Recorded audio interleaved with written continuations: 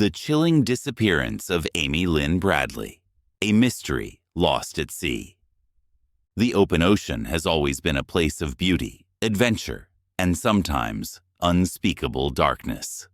Few cases capture this terrifying duality more than the disappearance of Amy Lynn Bradley, a vibrant 23-year-old woman who vanished without a trace from a Royal Caribbean cruise ship in 1998.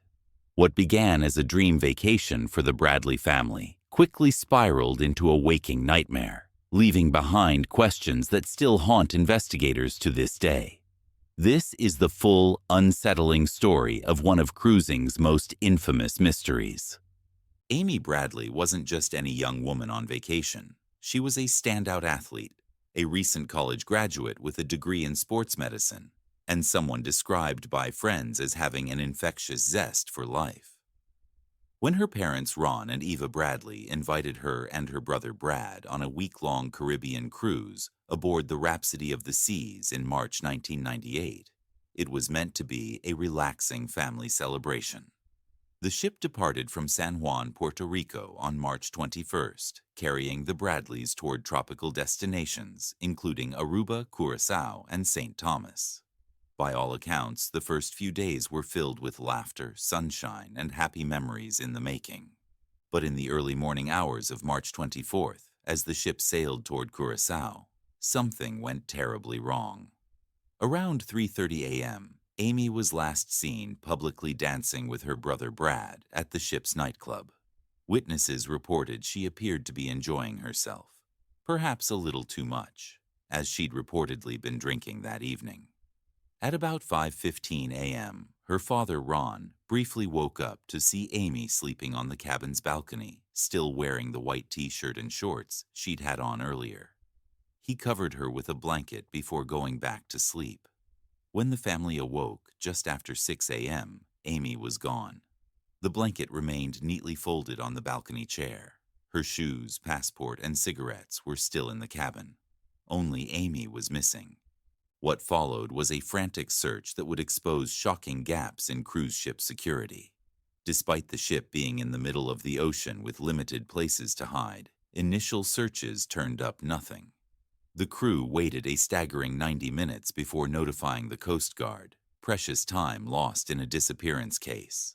When the ship docked in Curaçao later that day, local authorities conducted another exhaustive search, even bringing in drug-sniffing dogs.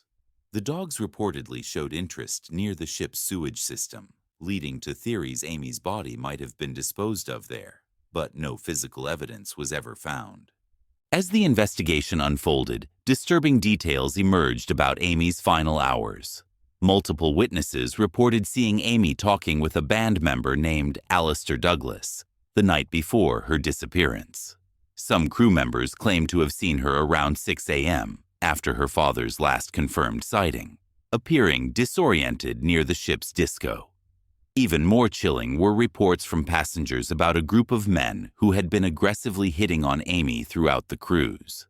One witness specifically recalled a man nicknamed Yellow, a nickname that would later resurface in the most horrifying way.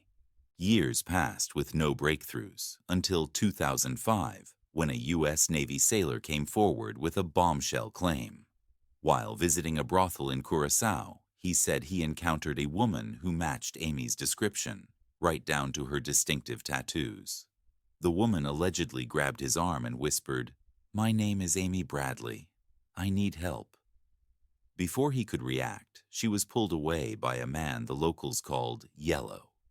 The sailor immediately reported this to authorities, and while the FBI investigated, they were unable to locate the woman. Around the same time, another traveler reported seeing a woman resembling Amy on a beach in Barbados, accompanied by two rough-looking men. When the witness tried to approach, the group quickly left the area. Theories about Amy's fate ranged from the plausible to the downright terrifying. Some investigators believe she may have fallen overboard, either accidentally while intoxicated or deliberately in a tragic suicide. Others point to the complete lack of evidence supporting this, noting that no one reported hearing screams or splashes that night. The most disturbing theory suggests Amy was kidnapped by human traffickers who target cruise ships, a frighteningly real phenomenon where young women are drugged, abducted, and sold into prostitution rings throughout the Caribbean. This would explain the later sightings and the involvement of Yellow, who may have been a known figure in Curaçao's underworld. What makes Amy's case especially haunting are the missed opportunities. The delayed Coast Guard notification, the initial dismissal of her disappearance as just another drunk passenger, the fact that security cameras on the ship were either not functioning or not reviewed properly. Even today, Amy's family maintains an active website pleading for information, convinced their daughter was taken against her will. In 2010, the FBI released an age-progressed photo showing what Amy might look like in her 30s.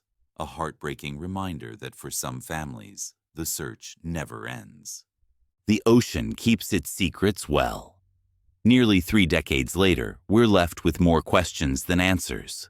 Was Amy Bradley the victim of a sophisticated kidnapping operation? Did she meet with foul play from someone aboard the ship? Or is there a slim chance she's still alive somewhere, waiting to be found?